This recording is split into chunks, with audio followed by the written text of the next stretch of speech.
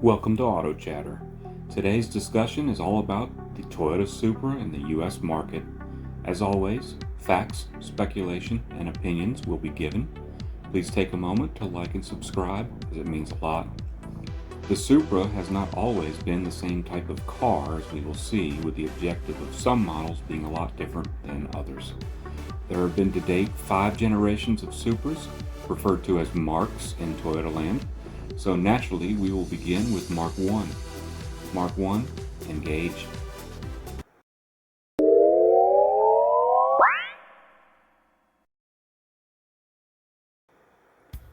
The Supra first arrived here for the '79 model year. Its name was actually the Celica Supra. What Toyota did basically was take the 4-cylinder Celica and stretch the nose to accommodate an inline 6-cylinder engine. It had 110 blazing horsepower from this smooth 2.5-liter engine, and it was fuel injected. This car wasn't a rocket ship and wasn't designed to be one. It was barely quicker than the 4-cylinder Celicas that had 20 less horsepower and less weight. A '79 Celica Supra was about 2,900 pounds. 0 to 60 was clocked at 11.2 seconds per car and driver in 1979. Not a dog for the time, but a Datsun 280ZX then could get you there about 2 seconds quicker. The Supra was a personal luxury coupe, and it took you where you wanted to go smoothly and relatively quietly. It did this better than a 280ZX, even though it too was going for a more sedate versus sports by this time. Maybe the Z was aiming for a little more sport at this point.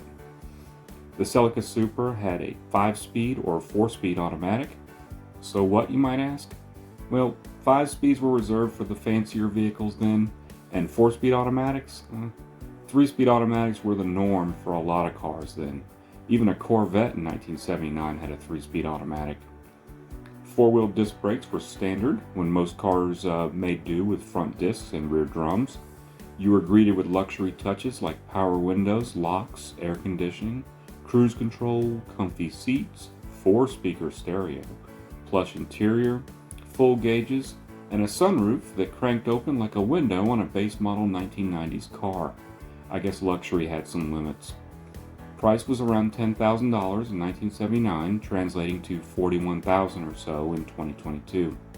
The same money could get you a Datsun 280ZX too then, but the Supra was the smoother operator, even if it was the slower one, and what I consider a real back seat was standard on the Supra. This was a Lexus SC300 long before people associated Toyota luxury.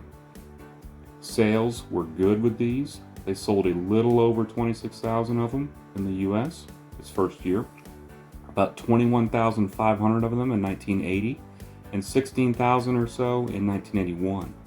The Mark I Celica Supra was sold here from 1979 to the '81 model year. I owned a '79 Celica Supra briefly in the '90s. It was a low mileage beater I had when I lived in Hawaii. She had quite a bit of rust, but everything worked and it drove great. The duct tape on the rusted metal sunroof helped prevent leaks. I can honestly say that I haven't seen many of these in the years since, but let's move on. Mark II, engage.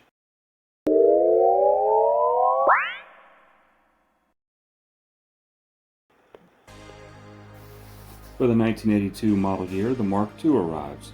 This is also referred to as a Celica Supra in the US market, and it shared a lot with its little brother still.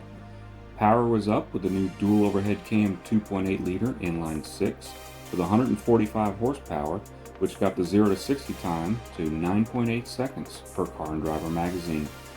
Weight creeped up slightly to around 3,000 pounds. It had very 80s pop-up headlights, and they debuted with a very 80s shape. They had initially 2 trim levels, a performance or P-type with fender flares, sport seats, and wider rims. The luxury version or L-type were initially automatic only and had options like leather seats and digital dashes. I much preferred the flared fender performance look. The sweet-looking top rear roof spoiler, it looked cool on these, but its purpose may have actually been providing shade for the rear seat occupants who would otherwise cook from the back hatch glass. Power windows, locks, cruise control, air conditioning, and stereo were standard among other things. Normal stuff now, but a stripper car in the early 80s got you a lot less than what cars today have standard. The lumbar support was weird with this bulb you pumped up like you were checking your blood pressure. Options like a big 105-watt stereo and automatic climate control were available. During this model run, Toyota altered the rear gear ratios and got more power out of the inline sixes. By 1985, it was putting out 161 horsepower, and the 0 to 60 dropped even more to the mid-8s. The Supra was getting a little sportier now, but this was still a comfortable car at heart. Toyota was going for solid cruising, while Nissan was sporting turbos for stoplight racing cred. The Mark II Celica Supra was sold here from 82 to the 86 model year. MSRP in 1982 started around $13,500 or $48,000 in 2022. Mark II Supras were good sellers in the US. Over 34,000 of them found a home for 1982. The next couple years, 27 to 29,000 or so annually. Even towards the end, it was selling over 23,000. I never owned one of these, but I wanted one. I love the flared fender performance model. I did have an 84 Celica GT hatchback, but it wasn't this. Anyway, Toyota was about to flex even more. Mark III, engage.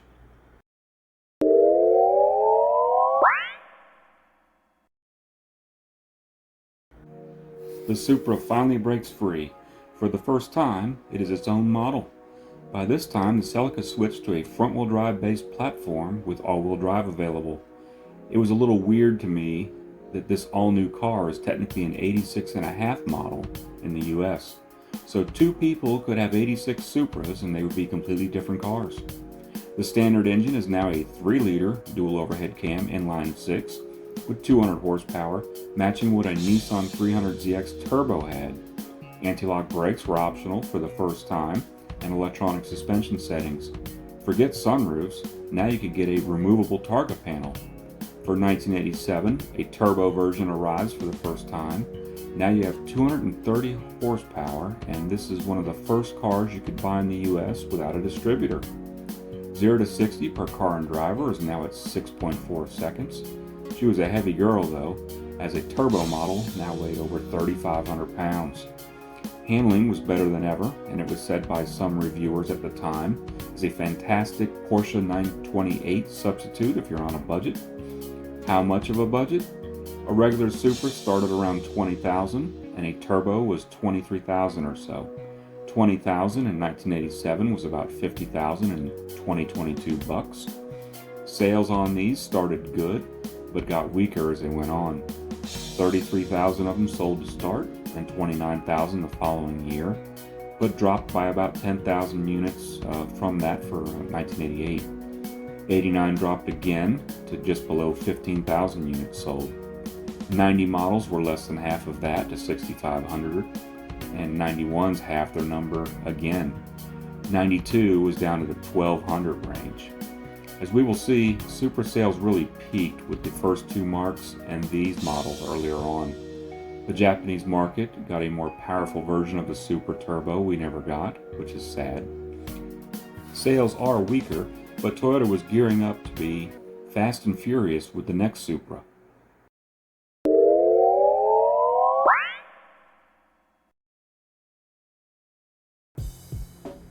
Oh boy, this is a Supra people think about when someone says Supra. The hero car from the Fast and Furious movie. The car that people ask 6 figures for today without blinking for a clean turbo model. The one with the famous 2JZ inline 6 with twin turbos and 320 horsepower. The one that hit 60 in 4.6 seconds according to Car and Driver when they first tested it. You're blowing away 300ZX twin turbos, RX-7s, 3000 GT VR4s, Corvettes, and Acura NSXs. It had 17-inch wheels, which was quite rare at the time. It's the one with the large shopping cart handle wing that was outrageous at the time, and no boost gauge for some reason. It had huge brakes and stopped as good as it accelerated. Toyota put an effort into making it lighter. No heavier dual exhausts, aluminum hood and roof panels, and even thinner carpet design. Yeah, it still weighed over 3,400 pounds, but they tried. It's not like the 3000 GT or 300ZX then were lightweights either. The Supra Turbo pulled 0.95 Gs on car and driver's skid pad test, so handling was superb. 6-speed manual was standard on the Turbo, which was another unique feature for 1993, and automatic was optional. They also made a non-turbo version with 220 horsepower and a 5-speed manual or automatic. The interior was all business, with a dash tilting the center stack controls towards the driver. It wasn't the most beautiful interior ever made in my opinion, but it was functional. Prices in 1993 ranged from $34,000 for a non-turbo to $40,000 for a twin turbo, or about $70,000 to $82,000 today. And that's a problem. They were not cheap, and a lot of people didn't buy them, or should I say couldn't buy them. A lot of bucks for a car people were not used to paying for a mere Toyota. Between 93 and 98, we're talking 12,000 or so sold total in the US. I remember then, huge incentives Toyota dealers would offer to sell them, effectively lowering the sticker price by thousands. It seems hard to believe now, as used ones command such a premium. But 2JZ baby, and supply and demand. Not many left-hand drives made to choose from. You can modify one making stupid power if desired, and many are. Supra sales stopped here after the 98 model year. It suffered the same fate as the 300ZX, RX-7, 3000 GT, and more. This was a car I lusted over but couldn't afford. I took the consolation prize by buying a used MR2 Turbo, but it wasn't a Supra. I couldn't pony up $28,000 for a used 93 twin turbo in 1997. But $11,000 for an MR2 was doable. I work with someone I consider one of the luckiest people alive, as he has two of them. One is relatively stock, and the other one has 1,200 horsepower or so. They are cool as cool can get, and he has a mild or wild option in his garage. Mark IVs are getting so expensive, I'd be nervous driving them around. Is it worth it? For me personally, no. The rational side of my brain wouldn't pay money like that for a 25 to 30-year-old car. A really clean 93 Super Turbo or a brand new Nissan GTR. I'm going for the latter given the choice. Or you may be able to think of many other models besides a GTR for that kind of dough. Heck, get a new Mark V Supra and a Highlander for your significant other, or buy one clean 25-year-old car. I'm a fan, but like air-cooled Porsche 911s, I think they passed the price point I see value. But to play devil's advocate, Supras don't seem to be losing money either, even at these prices, so it's not a gamble really. Anyway, let's fast forward about 20 years for the Mark V. Engage.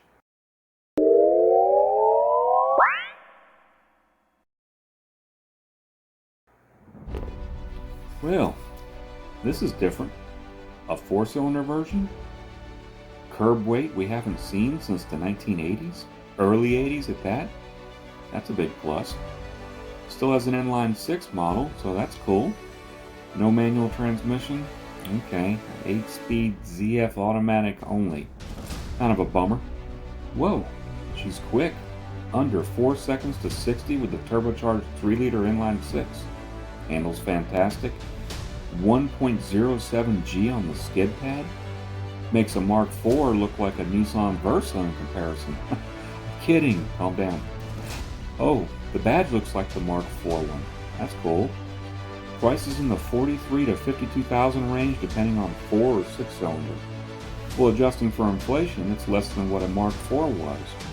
Styling is different. Overall, I dig it. What's holding me back?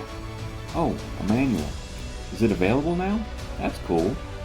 But I'm still hesitating. Well, I tend to keep a car a while, and this is actually a BMW. They're not known for being affordable to maintain down the road. I know Toyota was involved in aspects of its development, but it's not a Toyota. There was a recall on these recently that required you to take it to a BMW dealer. It's a really cool BMW Z4 basically, and I have mixed feelings because of this. Doesn't mean it's not a fantastic car, but is owning an 8-year-old one in the future going to be a money pit? I don't know. I need to let more time pass before passing final judgment. I know it costs money to develop cars, and spending all that on low volume sports cars isn't a road to profitability. But Toyota has cash, and they have their own sports cars. A Lexus RC 350 starts around $50,000, which is about the same as a 6-cylinder Supra. A Toyota version of an RC would be cheaper still, and I would think they could make an RC-based car even sportier. So I don't know. The Supra has been an interesting car through the years, starting out as a personal luxury coupe that took pride in cruising, but begins to tip in towards more sport both in appearance and driving. Free of Celica restrictions, it branched off to even greater performance, and then it went all out, being greeted by an unfortunate market lacking buyers. 2 decades later, a very commendable performance machine returns, and we will see how she does. This has been my Super Chat. I hope you found it enjoyable. Take a moment to appreciate any Supra you may see at the car shows or anywhere in public. Please don't forget to like and subscribe. Chatter out.